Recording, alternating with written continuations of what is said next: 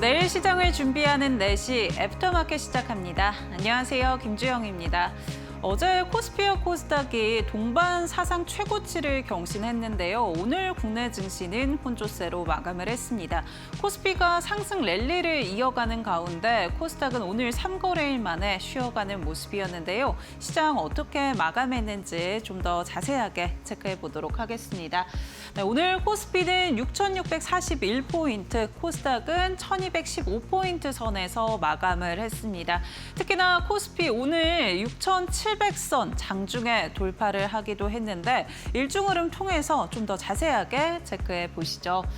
코스피 오늘 오전장에서는 6,712포인트 사상 최고치를 경신해냈습니다. 역시나 현대차가 강한 흐름을 가져가면서 장중에 7%, 8% 넘는 급등 흐름을 보였고요. 오늘 6%대 강세로 마감을 하면서 코스피 지수를 견인해줬습니다.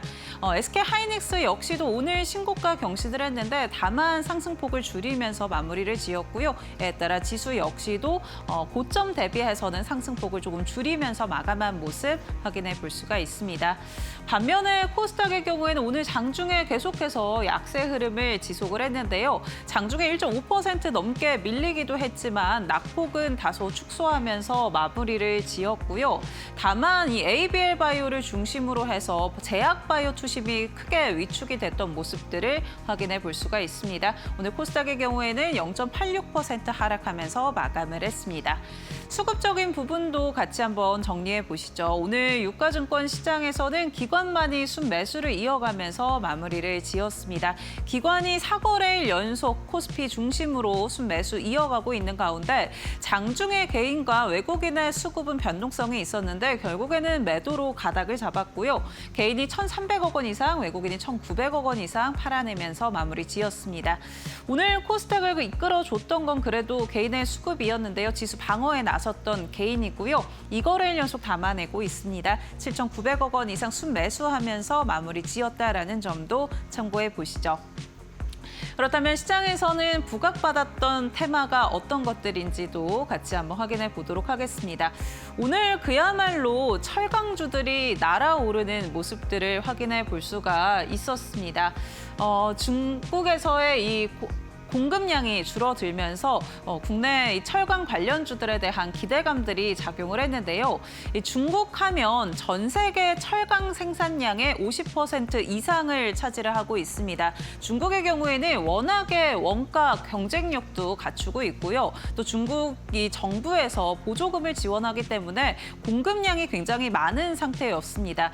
또 내수에서 워낙에 어느 정도 소화를 해냈던 부분들이 있었는데 중국 경기가 부진하다 보니까 내수에서 소화하지 못하는 물량들을 해외 수출로 좀 이어졌던 거고요. 이에 따라 덤핑 이슈들이 계속해서 부각이 됐었습니다. 그런데 3월에 조강 생산이 6.3% 전년 동기 대비해서 감소했다라는 소식들이 들려오면서 오늘 철강 관련주들이 강하게 움직임이 나왔고요. 이 덤핑 이슈에 따라 미국과 유럽에서 반덤핑 관세를 부각하다 보니까 철강 관련해서 이 중국에 대한 수요들이 좀 줄어들고 있고 국내 기업들이 반사이익을 받아갈 수 있다는 점도 시장의 기대 요인으로 작용을 했습니다.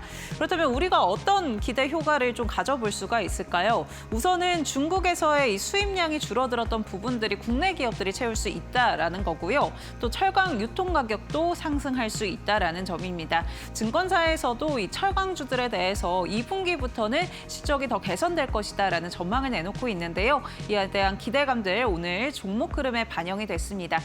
종목 어떻게 마감했는지도 같이 한번 체크해 보도록 하겠습니다. 네, 오늘 아주스틸이 상한가 기록하면서 마감을 했고요. 그 밖에 넥스틸, 포스코 스틸리온 역시도 상한가에서 마무리를 지었습니다. 아주스틸의 경우에는 신고가 경신을 해냈고요. 또 포스코 홀딩스 역시도 52주 신고가를 경신하면서 오늘 12% 가까이 상승을 했고 현대제철도 1.2%대 강세로 마무리를 지었습니다. 네, 그렇다면 다음 테마도 같이 한번 체크를 해보도록 하겠습니다. 오늘 증권주들도 일부 종목을 중심으로 매수세가 또 강하게 유입이 됐습니다. 코스피가 신고가 랠리를 이어가는 가운데 증권주에 대한 기대감도 커지고 있는 모습인데요. 오늘은 또 6,700선 장중에 돌파를 하기도 했죠. 특히나 이 증권주가 어닝 서프라이즈를 기록을 하고 있는데 금융지주 안에서 보면은 그동안 조연에 머물러 왔었는데 이제 주연으로 발돋움을 하고 있다라는 분석도 나오고 있습니다. 대표적으로 KB금융을 살펴보면요. 1분기 실적, 최대 분기 실적을 기록을 했습니다. 이자이익 그리고 비이자이익 모두 증가를 하면서 실적을 견인한 건데요. 이 비이자이익 안에는 증권수수료 수익이 포함이 되는데 무려 전년 동기 대비해서 177%나 증가를 했습니다. 이에 따라 비이자이익이 크게 증가했다라는 점 참고해 보시면 좋을 것 같고요. 또 이 국내 거래 대금이 계속 늘어나고 있다라는 점 역시도 증권주에는 기대 포인트로 살펴볼 수 있을 것 같습니다. 1월에는 27조 원을 약 기록을 했는데 2월에는 32조 원 넘게 거래 대금이 확인이 됐고요. 3월 들어서 이 하루 평균 거래 대금이 시장의 투심이 위축됐는데도 불구하고 30조 원 이상을 기록을 했습니다. 그만큼 하나증권 측에서는 증시 거래 대금이 증가하는 거에 대한 기대감이 증권주에 대한 투심으로 이어질 수 있다. 주목을 해봐야 된다라고 짚었는데요. 증권주들 오늘 어떻게 마감했는지도 같이 한번 체크해 보시죠. 네, 오늘 SK증권 어제 상한가에 이어서 13% 급등으로 마감을 했고요. 유진투자증권도 12.9%대 강한 흐름을 가져가면서 마무리 지었습니다. 다울투자증권이 3.9%, LS증권 1.6% 상승으로 마감했고요. 미래에셋증권의 경우에는 장중에 약보합으로 전환하면서 오늘 0.29% 하락으로 마무리했다라는 점 참고해 보시면 좋을 것 같습니다. 네, 오늘 시장 이렇게 정리를 해보도록 하겠고요. 이어서는 뉴스 같이 한번 살펴보도록 하겠습니다.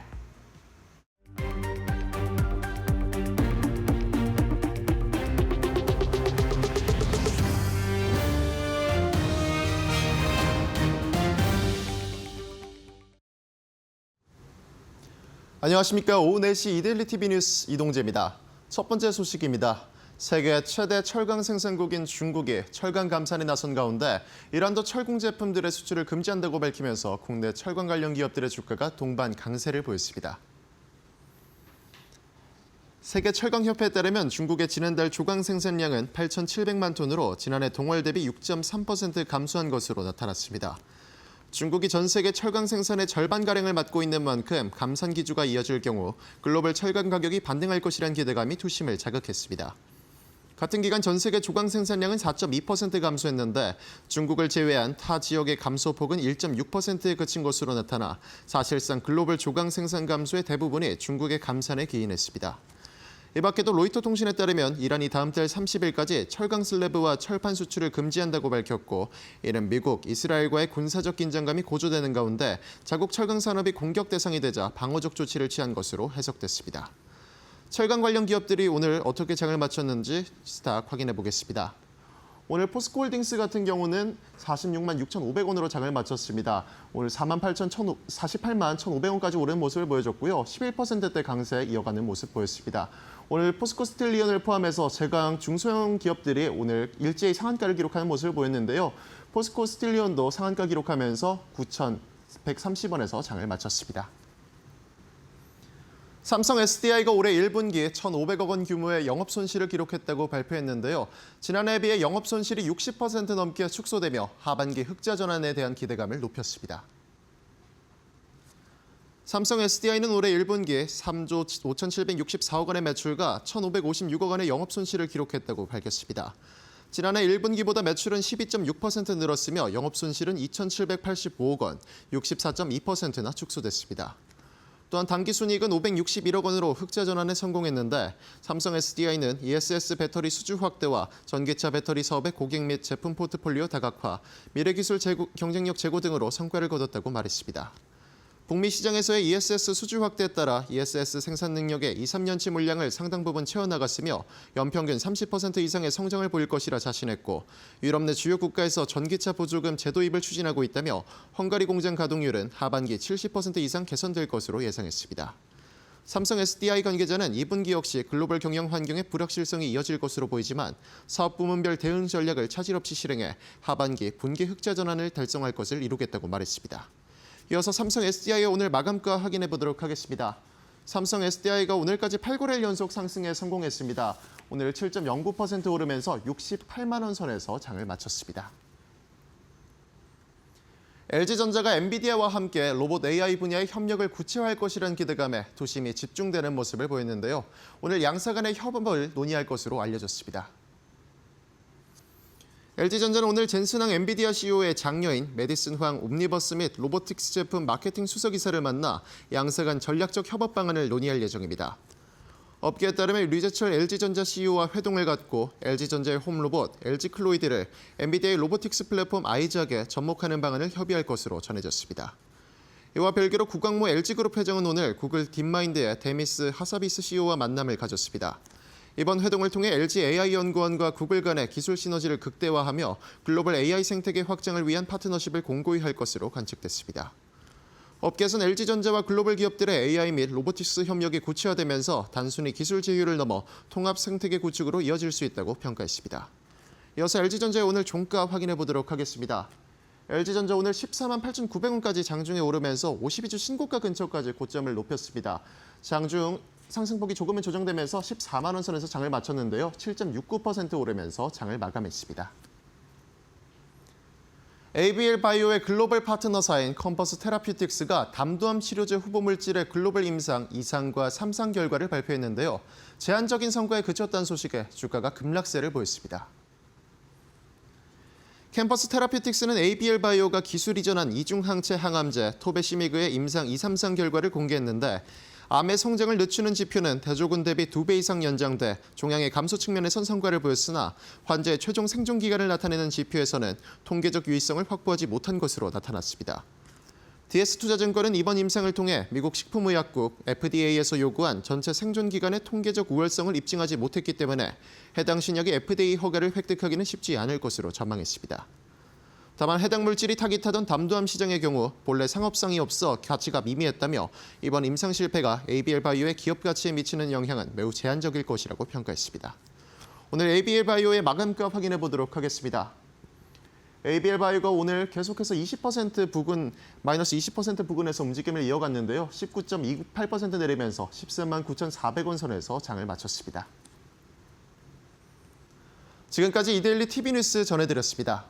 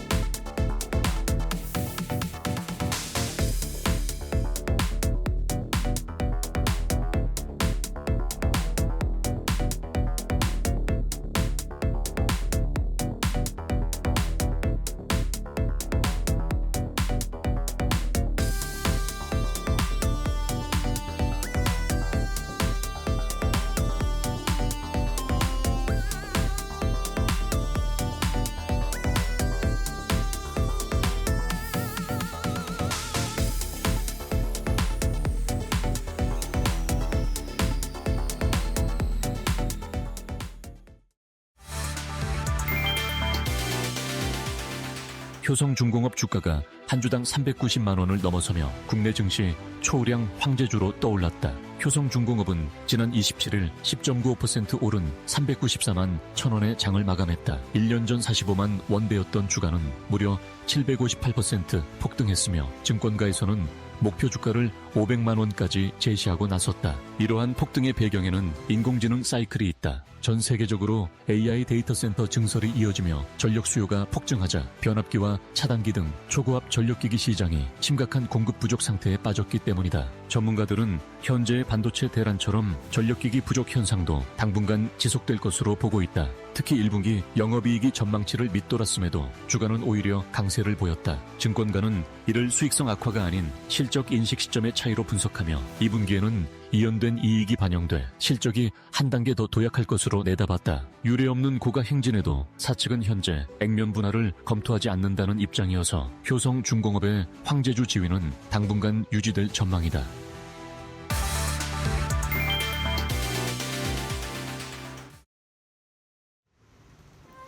오후 4시 넥스트레이드 출발 상황 살펴보겠습니다. 그동안 지수 상승을 이끌었던 주역은 반도체와 전력기기였는데요. 오늘은 그 수급이 철강과 리튬 관련주로 이동하면서 좋은 상승세 보였었고요. 특히 애프터마켓에서는 철강주들의 급등세가 눈에 띕니다. 먼저 시가총액 상위 종목들의 흐름부터 확인해 보시죠. 오늘 현대차, 왕천차 업체들이 지수 상승을 이끌고 있습니다. 현대차가 판매량이 견조하다라는 소식이 들려왔고요. 중국 시장을 공략할 수 있다라는 이슈까지 붙으면서 오늘 애프터마켓에서 5.92% 상승세 보여주고 있고요. 기아 또한 동반 강세 보여주고 있습니다. 반도체 투톱은 엇갈리는 흐름을 연출하고 있습니다. 삼성전자는 0.89% 밀리고 있고요. SK하이닉스는 애프터마켓에서 2%가량 상승하다가 현재는 0.62%의 약한 상승세 보여주고 있습니다.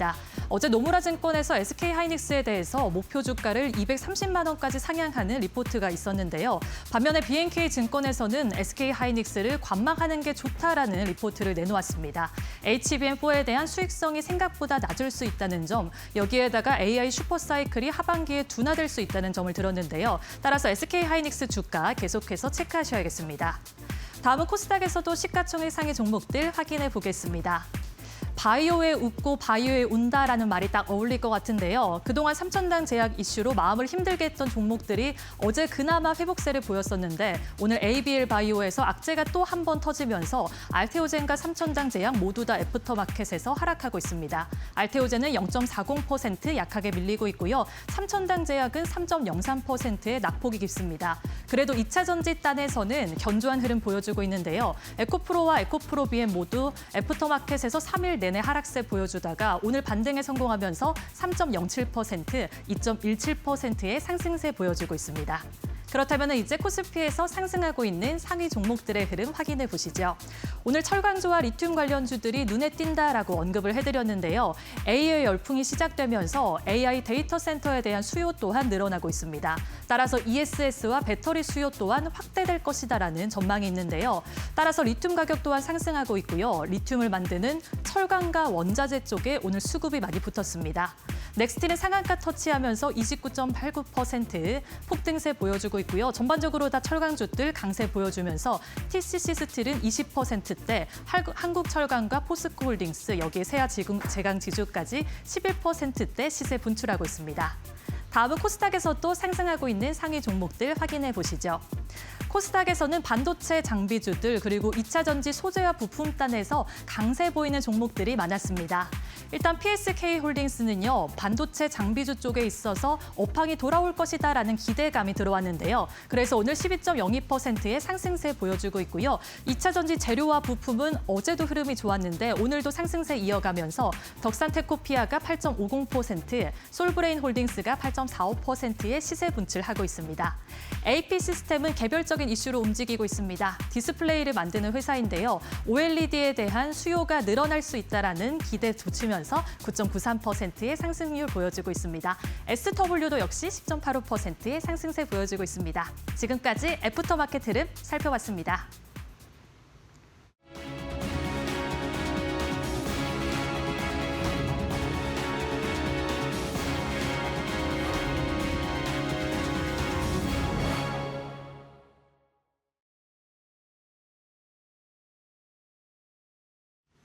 네, 본격적으로 애프터마켓 시작해 보도록 하겠습니다. 네, 오늘 이 시간은 정필승 파트너님과 함께합니다. 파트너님 안녕하세요. 안녕하십니까. 반갑습니다. 네, 오늘 시장부터 저희 간단하게 이야기 나눠보도록 하겠습니다. 오늘 시장은 어떻게 보셨을까요? 오늘 시장은 그 코스피에서 이제 순환매 대형주들의 좀 순환매가 돌았죠. 네. 반도체가 최근에 이제 굉장히 강한 모습을 보여줬는데 어느 정도 좀 차익 실현 매물들이 나오고 그게 이제 철강 쪽으로 좀 많이 갔는데요. 뭐 원자재는 우리가 좀 급등했다라고 볼 수가 있고 네. 그다음에 이제 코스닥은 급냉했다라고 좀 볼 수가 있습니다. 그리고 이게 전반적으로 좀 시장에 좀 디커플링이 좀 심화가 됐다라고 좀 볼 수 있을 것 같습니다. 네, 확실히 제약바이오 어제는 참 강했는데 네. 오늘은 참 아쉬운 모습을 좀 보여주면서 마무리를 지었던 모습이고요.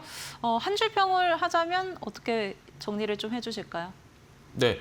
일단은 그 우리가 기본적으로 봤을 때 뭐 철강, 뭐 리튬, 그다음에 뭐 비철금속 요거에 대한 이제 중국 감산입니다. 그러니까 철강 감산 기조 속에서 공급 과잉이 조금 해소가 되면서 이에 따른 그 기대감 그리고 반덤핑 관세에 대한 그런 부분들로 인해서 우리나라 철강적인 부분에 오늘 조금 매수세가 수급이 유입이 것 같고요.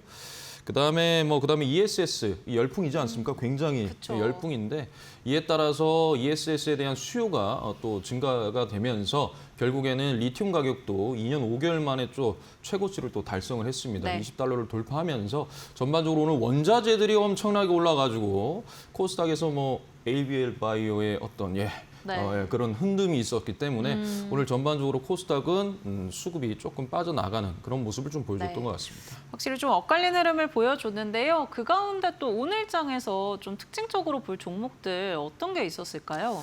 네, 뭐 특징적으로 오늘 대우건설이 그죠? 대우건설도 저희가 이야기 나눴던 종목 아닙니까? 맞습니다. 네. 저희가 뭐 대우건설하면 정필수이다. 네. 예, 대우건설. 대우건설, GS건설 그렇습니다. 다, 건설사, 네. 건설사를 정말 주구장창 여러분들께 말씀을 드렸는데 제가 잠깐 뭐 차트 보면서 조금 말씀드리겠습니다. 제가 이제 이날 말씀을 드렸어요. 뭐 대우건설은 원체 말씀을 많이 드렸는데 이날 말씀을 드렸습니다. 네. 이날 말씀을 드렸어요. 이날 이제 애프터마켓에서 말씀드리면서 이 일봉에 이 몸통 안으로 들어왔을 때가 우리가 매수 타점이다라고 말씀을 드렸는데 4일 매수하고 오늘 또 다시 급등 나왔죠. 물론 오늘 대우건설이 1분기 실적 발표가 있었는데 굉장히 좋게 나왔습니다. 뭐 그런 부분도 있었고 그다음에 오늘 전반적으로 제가 오늘 아침에 장 전에 이제 무료 방송에서도 제가 오늘 건설 굉장히 중요하게 봐야 된다. 왜냐하면 일단 오늘 그 이란과 러시아 간의 그 정상이 또 만났습니다. 네. 갑작스럽게 만나가지고 그 부분들에 대해서 조금 이 종전에 대한 어떤 기대감들이 조금 나오지 않나. 뭐 러시아는 우크라이나와 이란은 미국과 이런 부분들이 좀 있었기 때문에 오늘 원전주들 급등할 가능성 굉장히 크다라고 했는데 아니나 다를까 장 시작하자마자 그냥 바로 올려주는 모습을 보여줬죠. 네, 대우건설이 오늘 강한 흐름 가져가 줬고요. 또 사실 저희가 한번 공략을 한 이후에 또 재차 또 가져와 주셨던 네. 종목인데 흐름들이 굉장히 좋게 이어지고 있는 모습들 확인해 볼 수가 있습니다. 이어서는 또 특징 종목 하나 더 꼽아주신 것 같아요. 네, 그 현대제철입니다. 네. 제철 아무도 관심 없으실 때 그러니까요. 제가 현대제철 이거 지금 굉장히 저평가다. 이건 지금 제가 언제 말씀드렸냐면 4월 16일에 말씀을 드렸습니다. 굉장히 저평가고 이건 지금 이제 뭐 철강 그 조선이라든지 그다음에 뭐 AI 데이터 센터 때도 이제 원전 그다음에 건설할 때도 반드시 필요하고요. 그래서 여러모로 지금 재료들이 계속적으로 지금 붙고 있는 그런 상황이기 때문에 현대제철이 지금 현재 굉장히 바닥권에서 올라오고 있다라고 말씀을 드렸는데 잠깐 차트 한번 보면서 또 한 번 더 말씀을 드리도록 하겠습니다. 자, 보시면요. 제가 이날 말씀드렸습니다. 네, 제가 이날 말씀드렸는데 정확하고 제가 말씀드리고 나서부터 다음 날부터 해가지고 한 22% 정도 급등을 했었는데 이때 제가 뭐라고 말씀을 드렸냐면 이때 이제 거래량이 터졌을 때 이 일봉의 여기 시가 부근에서 박스권을 친다라고 말씀을 드렸었거든요. 이렇게 말씀드리면서 외국인들 수급이 계속적으로 현재 들어오고 있다라고 말씀을 드렸습니다. 그리고 나서 주가가 지금 올라갔죠. 오늘은 어느 정도 여기에 있는 매물대를 좀 소화했다라고 볼 수가 있는데 당분간은 이 흐름, 모멘텀이 계속적으로 지속될 거기 때문에 네. 여러분들께서도 현대제철 계속적으로 좀 유의 있게 관찰해 주셨으면 좋겠습니다. 그러니까요. 현대제철 사실 파트너님이 가져와 주셨을 때 굉장히 박스권에서 네. 갇혀 있는 모습이었는데 이후에 뭐 4거래일 연속 지금 상승을 또 하고 있거든요. 네, 맞습니다. 추세적으로 좀 이어질 수 있다라고 또 짚어주셨습니다. 그렇다면 또 내일 시장 살펴봐야겠죠. 내일장 키워드 통해서 확인해 보겠습니다. 파워레입 조정과 관망입니다.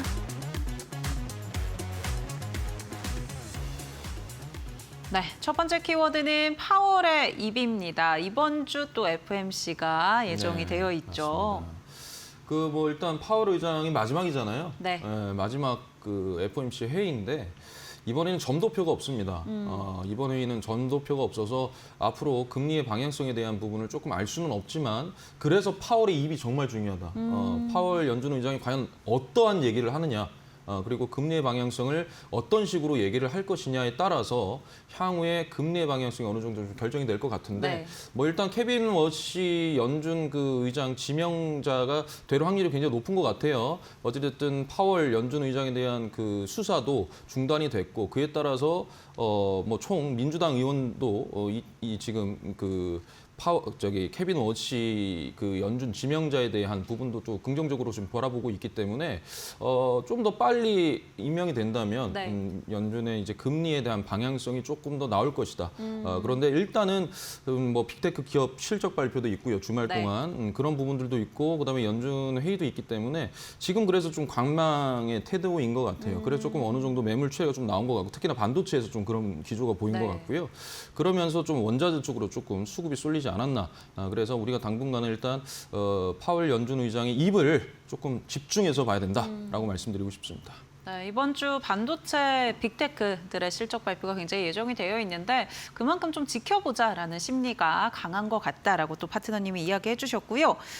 두 번째 키워드가 조정과 관망입니다. 그래서 관망을 하고 있다, 뭐 이런 걸까요? 네, 맞습니다. 오늘 그 시장 보시면 막 거래 대금도 엄청나게 터지지는 않았어요. 맞아요, 네. 막 시장이 막 엄청 화랑되고 활기차지는 않았습니다. 이거는 미국 시장도 마찬가지고요. 어찌됐든 지금 뭐 전쟁적인 뭐 종전에 대한 부분들도 일단은 뭐 얘기가 뭐 이란이 하지 않았습니까? 네. 미국한테 먼저 딜을 걸었죠. 호르무즈 해협의 선 개방을 먼저 하면 안 되냐. 그러니까 미국이 또 그에 대해서 반대를 했습니다. 안 된다. 핵부터 포기해라. 뭐 이러한 지금 여러 가지 의사 결정에 좀 충돌이 있습니다. 일단 그건 그거고 아까도 말씀드렸지만 FOMC 회의라든지 그다음 빅테크 기업들의 실적 발표가 있기 때문에 미국 시장도 우리나라 시장도 조금 관망하는 태도인데 특히나 이런 관망하는 태도 속에서 이번에 확실히 아셨죠? 어느 정도 종전이 마무리가 된다면 반드시 우리나라 기존의 실적 주도주들, 주도 섹터들이 가장 먼저 치고 올라올 수밖에 없는 그런 시장입니다. 그래서 오늘 조선이 좀 조정입니다. 그래서 조선의 모멘텀은 계속적으로 살아있다. 그래서 조선을 반드시 좀 봐야 되고요. 그다음에 이제 방산도 지금 현재 전쟁 국면에서 어느 정도 좀 차익 실현 매물들이 나오면서 현재 조정 구간인데 이런 조정 때 여러분들께서 조금 저점 매수를 한번 해보시면 어떠할까라고 해서 말씀드리고 싶습니다. 네, 조선과 또 방산 조정 시에 좀 살펴볼 수 있을 거다라고 짚어주셨습니다. 내일장 키워드 이렇게 정리를 해보도록 하겠고요. 앞서 뭐 대우건설도 그렇고 현대제철도 그렇고 저희 애프터마켓에서 정필승 파트너님과 함께 공략해봤던 종목이기도 한데 나도 이렇게 저점에서 종목들 좀 포착해보고 싶다. 정필승 파트너의 비법 좀 받아가 보고 싶다 하신다면 아래 보이는 QR코드 통해서 무료 공부방 입장해보시면 도움받으실 수 있습니다. 가지고 계신 스마트폰에 기본 카메라 켜셔서 QR코드 가까이 사진 찍듯이 가져다만 대시면 링크 하나 뜨고요. 링크 꾹 눌러주시면 공부방으로 입장하실 수 있습니다. QR코드 이용하는 게 좀 번거롭네 하시는 분들은 문자 통해서도 가능한데요. 유료 문자 100원에 번호 샵 3772번으로 정필승 보내주시면 저희가 함께하는 방법 안내해드리고 있습니다. 또 정필승 파트너님 온라인 공개 방송도 진행해주고 계시는데요. 장 전에도 또 방송 진행해주고 계시니까 오늘 장에 내가 시초가 매매를 좀 어떻게 해볼 수 있을까 혹은 어떤 섹터나 종목에 좀 집중해 볼 수 있을까 궁금하신 분들은 정필승 파트너님의 공개 방송 함께 보셔도 좋을 것 같습니다. 그렇다면 내일 장에서는 우리가 어떤 종목 또 어떤 섹터를 주목해 봐야 될지 이어서 살펴보도록 하겠습니다.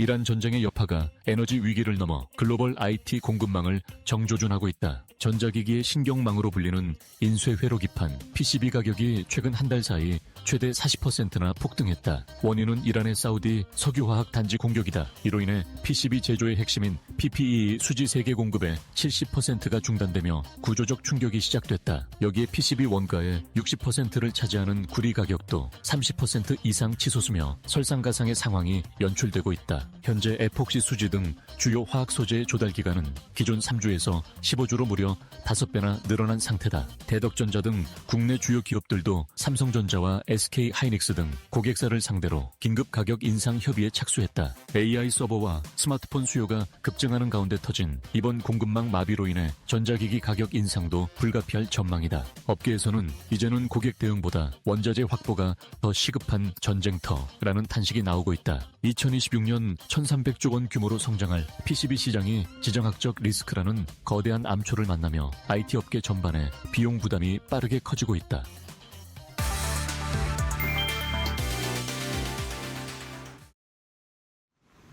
네, 내일장 어떤 종목들 또 어떤 섹터를 우리가 주목해 봐야 될까요? 같이 한번 확인해 보도록 하겠습니다.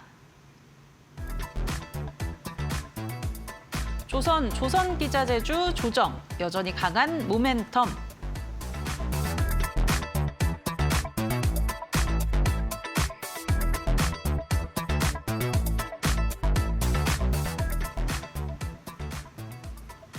네, 앞서서 조선과 방산 조정이 나오고 있는데 오히려 기회가 될 수 있다라고 파트너님이 짚어주셨는데 조선으로 또 이야기를 해주시네요. 네. 네. 뭐 조선 기자재 제가 이제 아마 애프터마켓에서 말씀드릴 때 가장 많이 말씀을 드렸던 섹터 자체가 조선과 조선 기자재라고 좀 네. 말씀을 드리고 싶습니다. 그에 앞서서 이제 뭐 조선 관련돼서 뭐 주가가 많이 상방으로 많이 올라간 상태이긴 하지만 계속적으로 이제 모멘텀이 또 있었고 특히나 하나오션 같은 경우에는 캐나다 핵 잠수함에 대한 그런 모멘텀도 있었기 때문에 네. 계속적으로 우리가 조금 집중을 해 봐야 된다 했는데 그동안 전쟁으로 인해 가지고 그런 주가가 억지로 좀 눌려져 있는 모습들이 굉장히 많았습니다. 그래서 우리가 그런 부분들을 좀 어떻게 좀 집중을 해야 된다라고 좀 말씀을 드리고 싶네요. 네. 존성 그러면 하나오션에 대한 부분들도 좀 이야기를 해주셨는데 좀 더 구체적으로 살펴보도록 하겠습니다. 기대할 수 있는 모멘텀이 또 어떤 것들이 있을까요? 일단은 이제 뭐 전쟁 여파로 인해 가지고 그 VLCC죠. 네. VLCC 그 초대형 원유 운반선에 대한 그 수주가 계속적으로 우리나라에게 이제 수급이 계속적으로 유입이 되고 있습니다. 원래는 이제 중국에서 이 부분이 굉장히 많이 담당을 했고 LNG 운반선 같은 경우에는 우리나라가 좀 집중하는 부분이었죠. 고부가가치 선박은 우리나라, 그다음에 네. 좀 저렴한 가격에 할 수 있는 VLCC 같은 그런 그 운반선은 중국이 담당을 하고 있었는데 중국이 너무 많은 물량을 지금 받다 보니까 네. 도크가 완전 포화 상태입니다. 그렇게 포화 상태다 보니까 성가가 이제 가격이 올라가게 되고 그에 따라서 기본적으로 이제 발주를 하려고 했던 고객사들이 중국보다는 한국으로 좀 가야 되겠다라고 하는 그런 경향이 굉장히 많은 것 같은데요. 특히나 이 VLCC 발주 같은 게 지금 현재 21배 정도 폭증을 했거든요. 네. 전년 대비해서 21배 정도 폭증을 했고 하나오션 같은 경우에도 현재 10척 정도로 또 받아냈습니다. 반사이익이 충분히 이제 현재 들어오고 있는 그런 모습인데 특히나 하나오션 같은 경우에는 이제 제가 이제 앞서도 말씀을 드렸지만 기존의 하나오션은 방산에 조금 더 영향이 큰 그런 종목이라고 좀 볼 수가 있는데요. 네. 방산을 기본 두고 거기 뭐 잠수함이라든지 그다음에 이제 필리 조선소를 기반으로 해서 미국의 해군과의 어떤 설계, 개발 이런 부분도 지금 협업을 통해서 하고 있기 때문에 하나오션에 대한 그런 모멘텀이 방산 그리고 조선에 대한 게 아니라 이제는 거기다 더해서 VLCC, 원유, 이 원유까지 이제 운반선까지 계속적으로 지금 수주가 일어나고 있다라는 것을 또 말씀을 드리고 싶습니다. 네네. 네.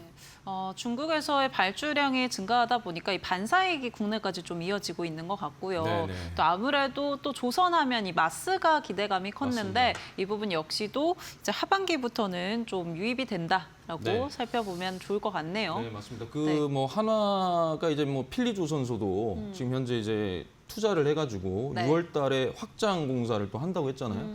그만큼 지금 하나오션 같은 경우에 물량이 계속적으로 지금 나오고 있는 상태이고, 그다음에 이 미국의 이제 마스카 여기에 이제 어떤 부분들을 담당을 하고 있기 때문에 특히나 미국의 그 구축함이라든지 호위함에 대한 부분 그 모멘텀이 굉장히 강합니다. 그래서 이런 부분들을 국내에 있는 조선 기자재라든지 조선에서 만들어서 가는 것이 아니라 아예 그냥 거기에서 미국에서 그냥 만들어 버리겠다라는 그 기조가 굉장히 강한데, 그래서 연거푸 6월 달까지 또 확장 공사가 이제 들어가는 그런 부분이 있거든요. 네. 그래서 어찌 됐든 이렇게 된다면 이제 연간 최대 뭐 1년에 한 20여 척 정도로 건조가 되면 충분히 이런 부분들에 의해서 확대가 되는 이 수주에 대한 확대가 계속 될 수 있는 네. 그런 부분들을 또 볼 수가 있습니다. 하나오션 저희 계속 이야기 나누고 있는데, 사실 그럼 K조선으로 좀 봤을 때 최근에 뭐 삼성중공업 이야기도 있었고 네. 다른 쪽 종목들 어떻게 좀 보고 계실까요? 네, 뭐 일단 HD 현대중공업도 마찬가지고요. 조선해양도 마찬가지고 계속적으로 현재 수주가 들어오고 있는데, 제가 이제 과거에 애프터마켓에서 여러분들께 가장 많이 말씀드렸던 게 뭐냐면 일단은 하나오션이 주가 탄력성이 굉장히 좋다라고 말씀드렸어요. 다른 종목들은 좀 무겁습니다. 무겁기 때문에 주가 탄력성이 조금 덜하지만 하나오션 같은 경우는 이제 주가 탄력성이 덜하다. 다만 실적적인 면에 있어서는 현대중공업, HD 현대중공업이라든지 HD 조선해양이라든지 네. 이 부분이 굉장히 우리는 조금 집중을 해야 된다라고 또 말씀을 드렸고요. 삼성중공업 같은 경우에도 이제 신고가를 계속적으로 달성을 했죠. 네. 그리고 삼성중공업은 실질적으로 지금도 미국 서부 최대 이제 조선소와 또 협업을 통해 가지고 미국 해군 함정에 대한 설계 이 부분까지도 지금 담당을 또 하고 있거든요. 그러니까 단순하게 현재 조선이 MRO, 즉 유지보수 정비가 아니라 실질적으로 이제 미국 해군과의 어떤 설계부터 이제 들어간다. 네. 미국의 그 구축함이라든지 군수함 이런 조선 이런 배에 실질적으로 이제 설계부터 들어가서 같이 움직인다라고 좀 볼 수가 있을 것 같습니다. 그래서 뭐 제가 아까 계속 여러분들께 거듭 강조를 했던 게 하나오션을 말씀드렸지만 네. 실질적으로 우리나라 조선 3사에 대한 수주라든지 모멘텀은 계속적으로 이어지는 것이고 거기에서 제가 이제 말씀드렸던 게 기자재를 무조건 보셔야 된다라고 말씀드렸거든요. 네. 어찌됐든 대장들이 움직이고 그 대장들이 움직이면 그에 따른 낙수 효과가 기자재들로밖에 움직일 수밖에 없기 때문에 그런 부분들 계속적으로 좀 집중하셔야 된다라고 좀 말씀을 드리고 싶습니다. 그럼 지금 파트너님의 이야기를 좀 들어보다 보니까 조선도 좋지만 조선 기자재에 좀 집중해봐야 되지 않을까라는 네, 생각이 드는데요. 관련주를 좀 조선 기자재로 집중해봐야 될까요, 우리가? 네, 관련주를 제가 이제 뭐 애프터마켓 계속 그 한 연거푸 한 3주 정도 동안 기자재, 그다음에 반도체는 소부장 이렇게 계속 말씀을 드렸습니다. 그래서 이 기자재에서 그 제가 가장 눈에 띄는 부분이 네. 일단 뭐 성강밴드, 그다음에 HD 현대 마린 엔진 요렇게 조금 말씀을 드리고 싶습니다. 네. 예. 그럼 종목들 한번 살펴보도록 하겠습니다. 성강밴드 좀 어떻게 차트 통해서 한번 살펴볼까요? 네, 좋습니다. 제가 그 성강밴드 같은 경우에는 과거에 이제 피팅 밸브 대장주라서 반드시 피팅 밸브 이 미국향에서도 어찌됐든 뭐 LNG가 됐든 가스를 푼다든 뭘가 됐든 반드시 성강밴드에 피팅 밸브를 쓸 수밖에 없다라고 또 말씀을 드렸고 그 부분이 실적이 나올 수밖에 없는 구조다라고 하면서 저 밑에서부터 잡았었거든요. 그럼 이제 차트를 보면서 조금 말씀을 드리겠습니다. 자, 차트 보시면요. 요건데 보시면 여기에서 최근에 이렇게 저항대가 있었습니다. 여기에서 이제 저항을 받았었는데 주가가 올라오면 밀고 누가 올라오면 누가 계속 끄집어 내리고 이런 상황이었는데 결국에는 거래량을 동반해서 이런 식으로 장대 양봉을 발생을 시켰죠. 장대 양봉을 발생시키고 여기 상단에서 지금 주가가 조정을 받는, 어떻게 보면 우리가 이제 쉽게 얘기하면 기준봉이 이렇게 발생을 하고 장대 양봉을 발생하고 옆으로 이렇게 횡보하는 것도 조정입니다. 조정, 기간 조정이든 뭐 조정이 될 수 있거든요. 그래서 상승 구간에서 초입에서 지금 조정이 이 상단에서 발생하고 있는 부분이기 때문에 기술적으로 봤을 때 아직 이 거래량도 동반되지 않은 상태에서 빠진 이런 부분이 있기 때문에 성강밴드 단기간이라도 단기 급등 나올 수 있고, 그다음에 전체적인 플로우를 좀 보게 되면 성강밴드가 지금 보시면은 거의 다 뚫어 올렸어요. 다 뚫어 올리고 역사적인 이 신고가를 만들어냈기 때문에 보통 이제 주가가 탄력성이 좋으려면 신고가를 계속적으로 달성을 해야 됩니다. 네. 그리고 그때 거래량이 들어오고 거래대금이 터져야 되는데 성강밴드 같은 경우에는 앞에 매물대가 거의 없어요. 지금 현재의 조정 구간이라는 것은 앞전에 이 기준봉 만들었을 때 이 상단에서 지금 이 상단에서 가지고 있는 이 매물대를 지금 어느 정도 차익 실현하고 그 밑에서 좀 받아내는 부분이 있기 때문에 지금 앞에 매물대가 없기 때문에 충분히 우리가 조정 줄 때 담으시면 반등 나올 때 충분히 익절하고 나올 수 있다라고 성강밴드는 이렇게 말씀드리고 싶습니다. 네, 성광밴드 관련주로 같이 한번 체크를 해봤고요. 이어서는 저희 관심주 HD현대 마린엔진도 같이 살펴보도록 하겠습니다. 어떤 부분 좀 포인트로 짚어주실까요? 네, 제가 이제 엔진을 최근에 많이 말씀을 드렸잖아요. 네. 뭐 하나 엔진도 말씀드리고 STX 엔진도 말씀드리고 HD 현대 마린 엔진도 말씀드리고 실질적으로 HD 현대 마린 엔진은 제 또 그 애프터마켓 공략주였잖아요. 그런데 최근에 또 수익을 또 얻었습니다. 네. 그런데 이제 HD 현대 마린 엔진은 그때 당시만 해도 기자재에서 좀 성격이 좀 강했다. 그래서 우리가 엔진적인 부분도 좀 봐야 되고 친환경적인 부분도 좀 봐야 된다라고 해서 제가 말씀을 드렸는데 지금 최근에 엔진 같은 경우는 좀 달라졌죠. 또 말씀을 드렸지만 AI 데이터 센터에 대한 이 부분이 있습니다. 그러니까 비싼 가스터빈 대신에 선박 엔진을 이용해서 AI 데이터 센터에 사용을 하겠다라는 거거든요. 근데 이건 엄청난 모멘텀입니다. 왜냐하면 기존의 조선은 조선 기자재로서의 역할만 하면 되는 거였는데 지금 전 세계적으로 글로벌적으로 AI 인프라에 대한 이게 굉장히 이 산업이잖아요. 하나의 트렌드고 산업이고 모든 산업군들이 다 지금 거기에 맞춰져 있습니다. 그런데 하물며 이 선박 엔진도 AI 데이터 센터에 들어간다라고 한다는 것은 어떻게 보면 사업 영역이 좀 더 확대가 됐다. 재료가 더 붙어버렸다라는 것을 말씀을 드릴 수가 있죠. 그리고 나서 조금 차트를 좀 보면서 말씀을 드리도록 하겠습니다.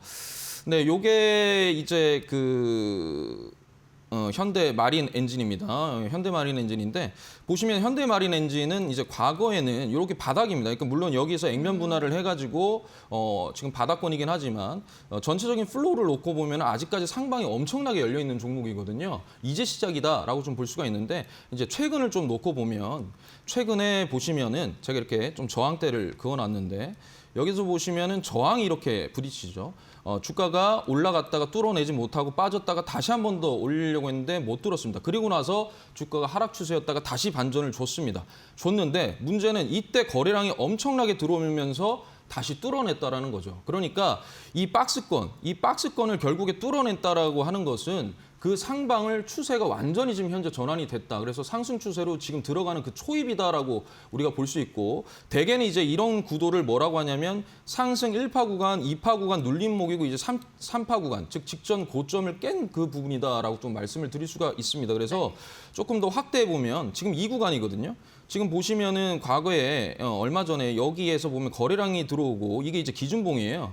이 기준봉의 상단에서 주가가 움직이고 있다가 다시 한 번 더 주가가 거래량이 들어오면서 장대 양봉을 만들어 버렸습니다. 이 장대 양봉을 만들어 버렸는데 이 중심가에서 딱 지금 현재 머물고 있다. 그래서 제가 대우건설 뭐 말씀드릴 때도 그렇고 이제는 기준봉이 뜨는 것보다는 하나의 수급이 들어오고 거래량이 들어오고 거래 대금이 들어왔을 때 그 일봉을 하나의 영역이라고 보고 우리가 여기에서 분할 매수를 해 나간다면 충분히 평단가를 낮춰서 단기 급등이 나왔을 때 우리가 어느 정도 익절하고 나올 수 있는 그런 트레이딩 관점에서 충분히 유효하다라고 좀 말씀을 드리고 싶습니다. 확실히 조선 기자재 안에서 이 엔진 관련주들이 최근 AI 데이터 센터 모멘텀을 받으면서 강한 흐름 가져갔는데 오늘 파트너님께서 관심주로는 HD 현대 마린 엔진 짚어주셨다라는 점 확인해 보시면 좋을 것 같습니다. 그렇다면 내일장 역시나 뭐 조선 기자재 관련 종목을 좀 기대해 볼 수 있을까요? 네, 뭐 내일도 지금 오늘 좀 쉬었잖아요. 쉬었고 이제 뭐 내일 일단 제가 봤을 때는 이번 주 목요일이 이제 마지막 장이기 때문에 이번 주에는 어느 정도 이제 관망의 형태가 계속적으로 유지가 될 수 있을 거라는 판단을 합니다만 이 재료나 모멘텀이 상당수 지금 조선이 굉장히 강해졌기 때문에 그런 부분으로 있을 때 우리가 이제 뭐 성강밴드라든지 방금 말씀드렸던 이런 장대 양봉을 만들어내고 수급이 들어온 게 확인이 됐다면 이제 정배열로 완전히 돌아서야 되는 그 기점이거든요. 네. 그렇게 된다면 정배열에서 우리가 매매를 해야 된다라고 많이들 말을 하는데 지금 딱 그 초입에 있으니까 여러분들이 어찌됐든 지금 순간 중간 조정 구간에서 분할 매수로 좀 대응을 하신다면 충분히 유효하다라고 말씀드리고 싶습니다. 네, 조선 기자들 주목해보면 좋을 것 같고요. 그렇다면 저희 리뷰도 한번 진행해 보도록 하겠습니다. 네. 워낙에 또 파트너님이 애프터 마켓에서 가져와 주셨던 종목들이 잘 갔잖아요. 네네. 그래서 지금은 좀 어떻게 또 대응을 추가적으로 해봐야 될지 궁금해하시는 분들 아, 많을 것 네네네. 같거든요. 네, 먼저 재룡전기부터 한번 살펴볼까요? 네. 일단 뭐 재룡전기 같은 경우에는 제가 2번을 말씀을 네. 드려서 전부 다 이제 공략주로 다 성공을 했는데 제가 요거를 6만 원에 여러분들께 말씀을 드렸었어요. 최근에 목표가가 6만 원이었는데 뚫어냈습니다. 이 이유도 결국에는 여기 이 거래량이 들어왔을 때 이 장대 양봉의 하단에서 지금 올라가고 있다 그래서 제가 잡으시라고 했던 거였거든요. 그러니까 기준봉, 즉 장대 양봉, 거래량과 거래대금이 들어왔던 장대 양봉이라고 하는 것은 철저하게 흔적입니다. 그 흔적의 아래에서 하단에서 지금 올라온다라는 것은 다시 한 번 더 그들이 만들어냈던 이 상단을 뚫어낼 그런 모습을 취하고 있는 것이다라고 여러 번 말씀을 드렸는데 결국에는 뚫어냈습니다. 뚫어내고 오늘 어느 정도 조정이 나왔는데 제가 이제 여러분들께 재룡전기 같은 경우에는 결국에는 뭐냐면 전력 설비 전선에 대한 이 모멘텀은 계속적으로 있잖아요. AI 인프라라든지 원전, 신재생 에너지 여러 가지 뭐 하물며 재건까지 제가 갖다 붙였는데 이런 부분이 있고 특히나 이제 북미, 미국에 노후화된 전력망이 있기 때문에 그 부분에 대해서 우리가 좀 집중한다면 또 조정 줄 때 매수하셔서 제가 봤을 때는 조금 더 올라갈 수 있다라고 말씀드리고 싶습니다. 네, 그리고 네, 일진파워도 바로 또 말씀을 좀 드리겠습니다. 네, 일진파워도 말씀을 좀 드리면 일진파워 같은 경우에는 저희가 또 요거 같은 경우는 SMR이랑 원전적인 부분을 해서 주가가 조정이 나왔을 때 원전적인 부분을 좀 집중을 해야 된다라고 말씀을 드렸는데 어니나 다를까 이거 같은 경우에도 마찬가지입니다. 지금 보시면 주가의 상단에서 이런 식으로 뚫어냈거든요. 결국에는 제 목표가인 21,300원은 당연히 뚫었고요. 그래서 수익률은 이제 발생했는데 앞으로 이것도 좀 조정이 있다면 원전과 SMR 부분은 좀 접근할 수 있을 것 같습니다. 여전히 좀 기회가 있다라고 보고 계신 것 같고요. 이어서는 SK 이노베이션 저희 네. 살펴보도록 하겠습니다. 네, SK 이노베이션은 제가 이제 여러분들께 말씀을 드렸다시피 그 SK 이노베이션의 그 가장 중요한 부분은 어찌됐든 단순하게 SK온에 대한 부분이었거든요. 그래서 그 부분이 계속 유효하다라는 거였고 결국에는 이 저항대까지는 올라갈 수 있다라고 제가 말씀을 드렸는데 13만 5천 원까지 붙여놓고 다시 조금 주가가 미는 부분이 있습니다. 그래서 네. 이것 또한 유효하니까 조금 더 여러분이 집중하시면 될 것 같아요. 네, 이렇게 상승률, 수익률을 계속 이어가고 있는 또 우리 공략주인데 그렇다면 내일 또 기대해 볼 수 있는 히든 종목까지 준비를 해주셨다고. 네. 네. 이 히든주는 제가 끝나고 나서 바로 무료 방송에서 말씀을 드릴 건데요. 그냥 뭐 힌트 바로 말씀을 드리자면 네. 이거는 뭐 전력기기 그리고 제가 한번 했던 겁니다. 한번 했던 거고 전력기기 그다음에 뭐 원전, 우주, 핵, 융합 모두 다 포함이 되는 그런 부분이고 국가 기관 산업에서 뭐 전력, 원전, 우주, 방산 여기에 깊숙이 들어가고 있는 기술 산업이다라고 좀 힌트를 드리고 싶습니다. 네, 히든 종목 살펴봤습니다. 앞서 한번 가져와 주셨던 종목이라서 궁금해하시는 분들 더 많지 않을까 싶은데 네, 맞습니다. 종목명 또 자세한 전략 궁금하다 하시는 분은요. 저희 방송 끝난 이후에 정필승 파트너님의 공개 방송 함께 보시면 좋을 것 같습니다. 방송 중에 또 자세하게 말씀드리지 못했던 전략들 알려주실 거고요. 종목명까지 확인 가능하다라는 점 참고해 보시면 좋을 것 같습니다. 또 정필승 파트너님과 함께 나는 장중에도 같이 대응해보고 싶다 하시는 분들은요. 아래 보이는 QR코드 통해서 함께 하실 수 있는데요. 가지고 계신 스마트폰에 기본 카메라 켜셔서 가까이 되시면 무료 공부방 입장하실 수 있습니다. QR코드 이용하는 게 좀 번거롭다 하신다면 문자 통해서 가능한데요. 유료 문자 100원에 번호 샵 3772번으로 정필승 보내주시면 저희가 함께하는 방법 안내해드리고 있습니다. 참고해 보시면 좋을 것 같습니다. 네, 저희 애프터마켓에서 제공해드리는 정보는 투자 판단을 위한 조언입니다. 투자에 따른 책임은 투자자 본인에게 있다는 점 참고해 주시죠. 네, 오늘 도움 말씀 주신 정필승 파트너님과 저희 여기서 인사드리도록 하겠습니다. 파트너님 고맙습니다. 네, 감사합니다. 네, 애프터마켓 준비한 순서 여기까지입니다. 저희는 내일도 4시에 여러분과 함께하겠습니다. 시청해주신 여러분 고맙습니다.